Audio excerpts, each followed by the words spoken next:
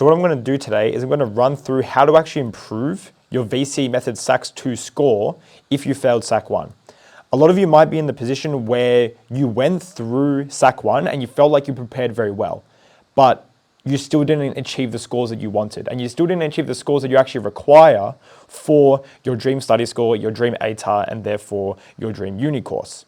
So you might be in a position where you feel like and you think that you tried everything. Now, it's unfortunate, but the reality is that if you didn't achieve the scores that you wanted, then you probably didn't try everything in the right direction. You might have been spending a lot of time revising, but you might not have been doing the right thing. So what I'm going to go through today is the exact process that you can implement to improve on this for your SAC 2, which is most likely on integration. Now, just a quick 10-second intro about me. I've taught at Monash University for 3 years, and I've been a VCE Methods tutor for the past 6 years as well. And I've taught hundreds of students.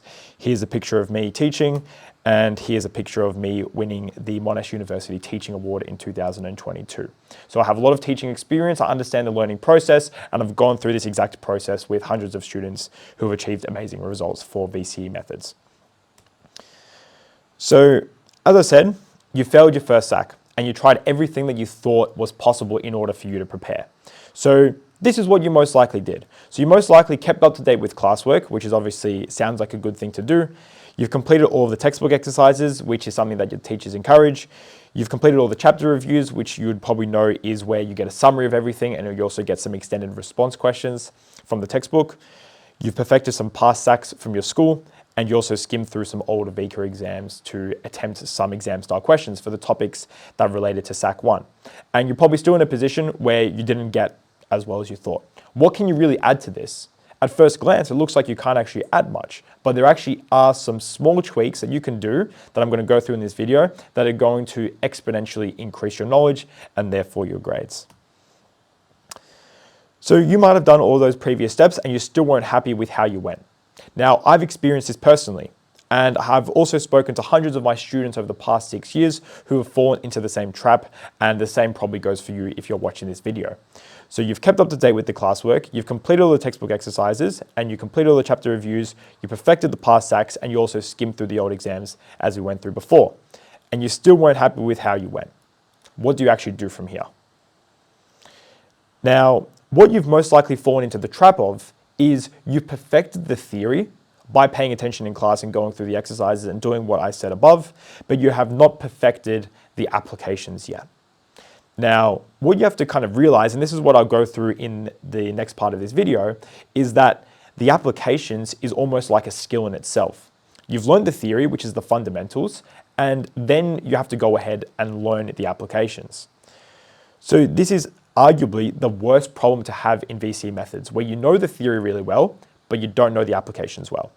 And the reason why this sounds like this is a problem, it sounds weird that this is a problem, but it is a problem because you're wasting a ton of time preparing for your assessment, but you're actually gaining false hope without the results. So you're doing things and you're preparing for your assessments, or you think you're preparing for your assessments by refining the theory, but you're actually going in the wrong direction. What you have to be doing is preparing the theory and revising the theory, but then quickly switching over to the applications and preparing that side of things. Now, you may actually think that this is a trap, or it's something that you actually can't break out of, and it's too late in the year to actually do so. Now, from my experience and my students' experiences, it's actually never too late to implement this basic 3-step process to take your current knowledge and turn it into knowledge which will advance your application and SAC style skills literally within a matter of days. It's nothing too fancy or it's nothing too crazy. It's literally just a basic process, and just some small tweaks will allow you to basically be a master of SAC style questions for your upcoming integration SAC. But this pretty much applies for any SAC or assessment. So in this video, what I'm going to do is break down the step-by-step exact process that you can implement today to improve your SAC taking knowledge for your upcoming SAC and gain the required momentum into your exams with high SAC scores. Now, don't forget why you need to actually succeed in VCE. It's really important to always remind yourself why you need to succeed in VCE, because whenever you want to be motivated to do something, there always has to be a why. And in this case, in this kind of triangle here, or in this pyramid, it shows that the knowledge and the skills that you have when sitting SACs is actually the cornerstone for everything beyond year 12. So you can imagine that a lot of people just have the goal, and you might just have the goal of getting high SAC scores. Now, why do you actually need high SAC scores? So you need to imagine that the theory and the application skills results in high SAC and exam scores, which is probably what you're aiming for. But why do you want to aim for that? You obviously want to achieve a high ATAR. Why do you need a high ATAR? You want to achieve your dream uni course. Why do you want to achieve your dream uni course? You want to achieve your dream career. Now, why do you want to achieve your dream career? Because you want to fulfill your dream life or your life goals. So everything always has a higher purpose, more than you probably think. So don't think in these lower level tiers. Don't think about, oh, I just want to achieve high SAC scores. Think about why that's the case. And then think about why you want a high ATAR. Think about why you want that dream uni course, because that's going to allow you to understand your thoughts very deeply. And it's really important to, this might be unrelated to the video, but it's just really important to understand the whys behind why you do things in life, and also obviously VCE. Now, here's a secret about SACs that no one is going to tell you, and especially not your teacher. You can absolutely score high on SACs without being naturally smart. Now, a lot of people fall into this fallacy of, I can't score high scores without being naturally smart, and there's these people naturally gifted, I can never catch up to them. That is totally not the case. Now, let's take an analogy, right? If you're a soccer player and you want to practice your free kicks, how should you prepare? Now, there might be some people that are naturally gifted, there might be some people that can't kick a ball at all, but obviously you know that everyone can improve if they actually practice their free kicks in the proper manner. But how do you actually prepare? Let's go through a couple of examples. Now, let's just take method A, right? This is just an example method of practicing your free kicks. Now, there's obviously a lot of components that come into practicing your free kicks. If you're not into soccer, you don't understand, hopefully you can kind of get the idea of what I'm trying to go through. So if you're trying to practice your free kicks, one method you might take is practicing your run-up individually, practicing your ankle placement individually, practicing your foot placement individually, practicing your follow-through individually, and then practice combining everything together. And what I've done is I've specified each of these as 20%. Imagine you're just spending 20% of your time or your effort on each of these things. Now, another example method, we'll call it method B, is just practicing everything together all at once. So just practicing free kicks all over again. Don't focus on the individual things, just focus on the overall, just the final outcome. Now you can see both of these methods have their own problems. This one focuses too much on the individual things without combining them together. This one focuses too much on the final outcome without actually setting the fundamentals in place. So obviously there's some sort of middle ground to actually allow us to improve our free kick skills. Now, the individual skills learnt in method A are still important. As I said, they're the fundamentals, but they shouldn't be relied upon for perfection and completing the objective holistically. So it's not going to just automatically make you good at free kicks. It's going to practice the individual things, but combining together is its own skill. And that's a really important analogy to take out of this context. So what's an example way that you can improve on your practicing of free kicks? So this is method C, and I would say that this is an optimized method. So you might practice your run-up individually, which is just 5% of your time, practice your ankle placement, foot placement, follow through, just a little bit of time just to initialize it, just to get used to it. Literally just 5% of your time or effort. Now, you should still practice everything all together, and there should be more emphasis on that, but only after you set the fundamentals of each of these different cornerstones in place. So practice everything together after you set the fundamentals down. But you don't want to stop there.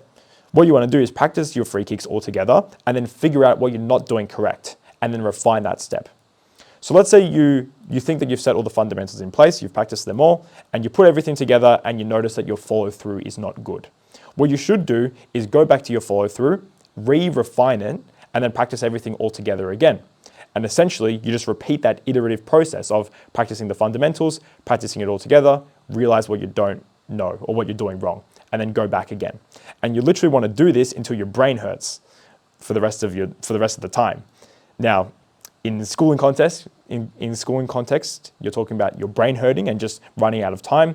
Now, in the soccer context, you're obviously talking about, your tiredness or just the time that you have available. But essentially, what you want to do is just continue this iterative process until you run out of some sort of capacity. So it might be time, it might be effort, it might be, your tiredness stopping you. You just want to continue this iterative process as long as possible. Now, the ideal method what I talked about before is what we call iterative. Now, this is what it means in layman's terms. You want to figure out what you're doing wrong, you want to fix it, and then you want to test it. And then once you test it, you can reevaluate and you could go back to the start and figure out what you're doing wrong.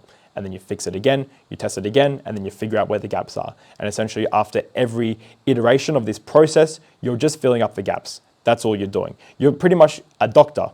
You want to test things out, figure out what's wrong, fix it, and then go back and recheck everything.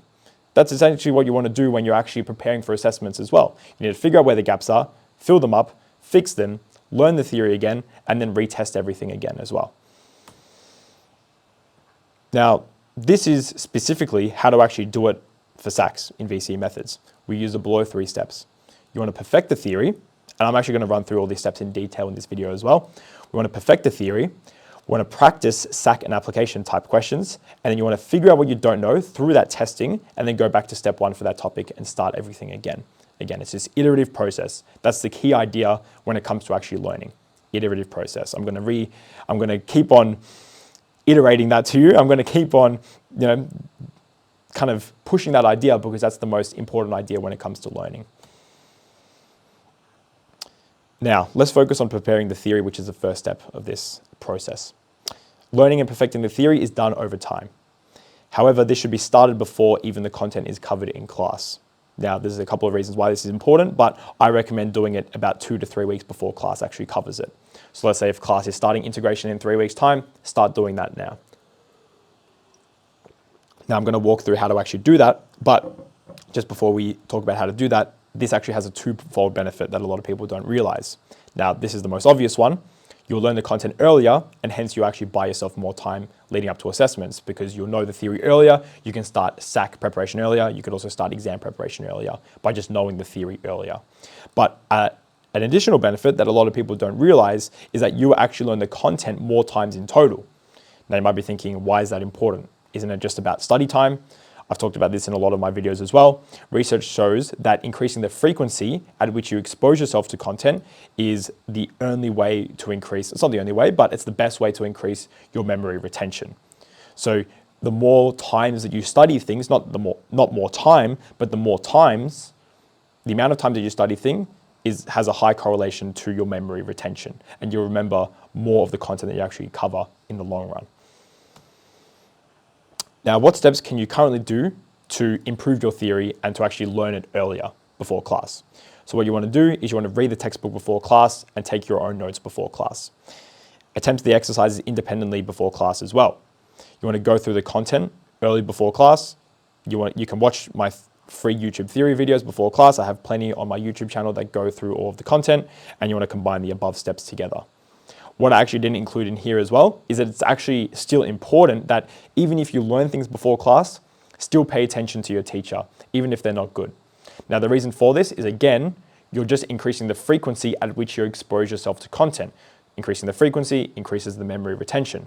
So you can learn things by reading the textbook early. You can learn things by going through things with your tutor early. You can watch my free YouTube videos. You can read the textbook. You can take your own notes. And then you could also pay attention in class. And that way, instead of just paying attention in class, you've introduced 5 new ways of actually exposing yourself to the content, which is going to allow you to remember the most content or theory in the long run. Now, the second step of this process is perfecting the SAC application questions. Now, you're probably in the position where you went through the whole textbook and thought that it was enough to do well on a SAC. A lot of people fall into this trap, but unfortunately, this is not the case, and you'll be stuck with most people somewhere around the average. Now, I said this at the start of the video, but what you should do is think of SAC-style questions like a topic or a skill in itself. It must be trained, it must be practiced, and it must be perfected to give you the best chance possible to do well and score your necessary study score for your dream goals. So how do you actually improve your SAC-style skills? Exposure to different questions. Nothing can replace that when you're actually preparing for SACs. You just need to expose yourself to the most types of questions, to all the types of questions that you could get your hands on, because doing a SAC is a lottery. You don't know what's going to be on there.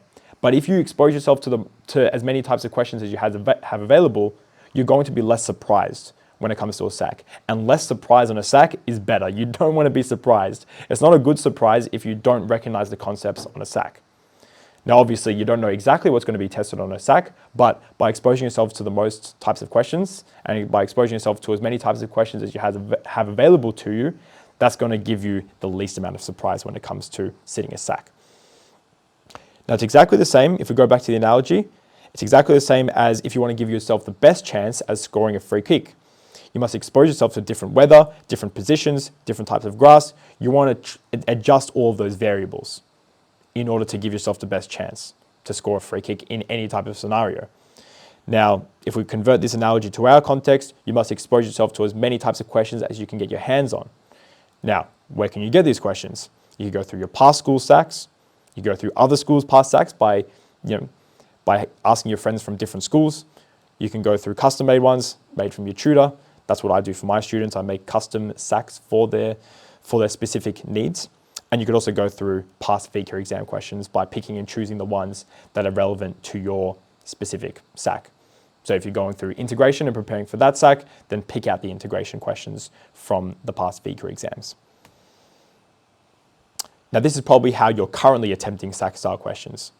You go through the SAC question independently. Do you understand the question and do you answer the question correctly? Now, if you don't, you probably just review the work solution and then you just kind of think of that as, I know that now. But just reviewing the work solution is not the most optimal way for attempting SAC style questions. And it's really important to actually understand the process and also step through it. So here's an upgraded way of working through SAC style questions. If you go through a question and you don't understand the question thoroughly, then you go through the application problem by reviewing the work solution. So you could go through it with your tutor and teacher to help you break it down and you can understand the process with them, or you can just review the work solution independently if you feel comfortable enough. But this additional step is what's important. You have to rewrite the solution from scratch without actually looking at the solution while you're writing it. So you can review the solution to see how to actually do it, learn the steps by just writing down the general steps, but then you have to rewrite the solution from scratch without looking at the solution to actually step through it yourself.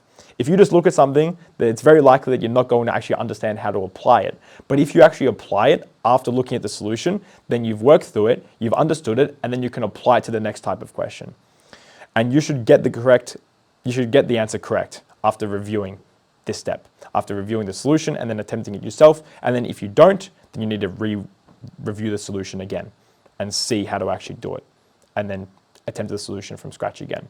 And once you attempt the solution from scratch and you get it correctly, then you've understood that concept and you can move on.